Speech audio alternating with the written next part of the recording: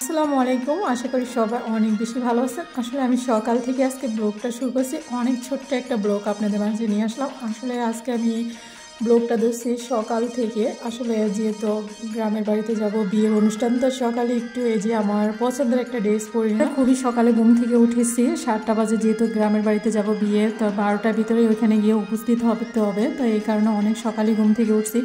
উঠে নাস্তা করে এই যে রেডি হয়ে এখন বের হয়ে গেলাম। তো এদিকে গাড়ি চলে আসছে আমাদের নিচে। তো এখন এই যে যেহেতু কুমিল্লা দেবিদ্যা যাব, এখানে যাইতে যাইতে কিন্তু আমাদের প্রায় 3 ঘন্টার মতো সময় লাগবে। তো এদিকে আমি আমার 2 ছেলে হাজব্যান্ড মিলে এই যে রওনা দিয়ে দিলাম। আল্লাহর রহমতে বিসমিল্লাহ বলে এখানে দাউদকান্দি ব্রিজের কাছাকাছি চলে আসলাম।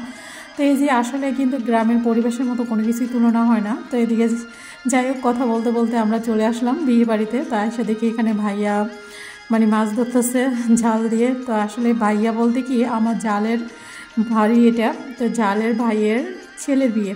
তো এদিকে যে আসলে এই ভাইয়াটা কিন্তু বাড়িটা নতুন তৈরি করছে। তো কিছুদিন আগে মিলাদ দিয়েছিল, তখন আমাদেরকে ইনভাইট করেছিল, তখন আমরা আসতে পারি না, আমার ছোটো ছেলে হাতে ব্যথা ছিল। তো যেহেতু এখন বিয়েতে না আসতে পারবো না, তার কারণে চলে আসলাম। তো এখানে আমাদের কালকে আসার কথা ছিল গায়ে হলুদের অনুষ্ঠানে, তো আসতে পারি না। তো এদিকে হচ্ছে মাশাআল্লাহ আমাদের বরটা, ও কিন্তু কোরআনে হাফেজ একজন। তো এদিকে এই আর কি সবাই মিলে একটু ফটোশ্যুট নিতেছে যেহেতু। তা আমি একটু ফটোশ্যুট নিলাম, যেহেতু আমি ছোটোখাটো একটা পেজ চালাই, তো এই কারণে। তো এখানে কিন্তু প্রায় 14টার মতো গাড়ি আমাদের জন্য, আমরা সবাই যাব প্রায় 150 জন মানুষ, এখানে 14টার মতো গাড়ি আসছে। তো এখানে আমরা সবাই উঠে গেলাম একের পর এক। আসলে বিয়ে বাড়িতে যাওয়ার মজাই অন্যরকম একটা আলাদা। তো যাই হোক, সব কিছু মিলে আজকে দিনটা অনেক বেশি ভালো কাটলো। তো এদিকে বরযাত্রীকে বসাইছে।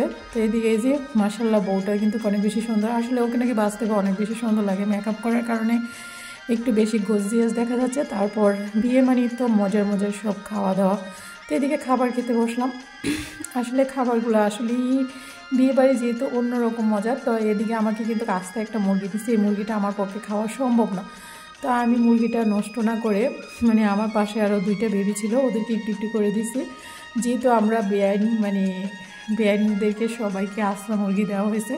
তো এদিকে কিন্তু আমার পাতে মাংস দিয়ে ভরে ফেলছে। যাই হোক আলহামদুলিল্লাহ অনেক খাবার খেয়েছি। খাওয়া দাওয়া করার পরে আমি আর বেশিক্ষণ থাকিনি এখানে, তারপর চলে আসলাম আমরা। তো এদিকে কিন্তু ছেলের পক্ষ থেকে গরুও কিনে নিয়ে আসছে, যেহেতু 2টা গরু কিনে আনছে, যেহেতু ওদের অনুষ্ঠান করবে, তো এই কারণে।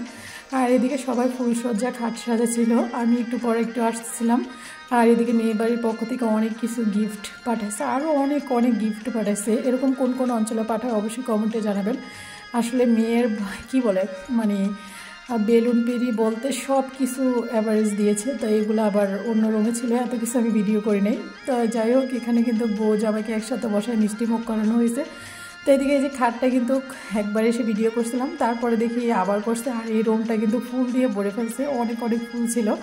তো আমি একটু একটু করে সব কিছুই ক্লিপ নিয়েছি। তো এদিকে কিন্তু খাটটা আমাদের পুরোপুরি কমপ্লিট হয়ে গেছে। আসলে বরযাত্রী ডুববে, তারপরে হয়েছে ভিডিও করতে করতে আমার লেট হয়ে যাবে, এই জন্য আমি ভিডিওটা ছেড়ে দিলাম। কীরকম হয়েছে অবশ্যই কমেন্টে জানাবেন। আল্লাহ হাফেজ।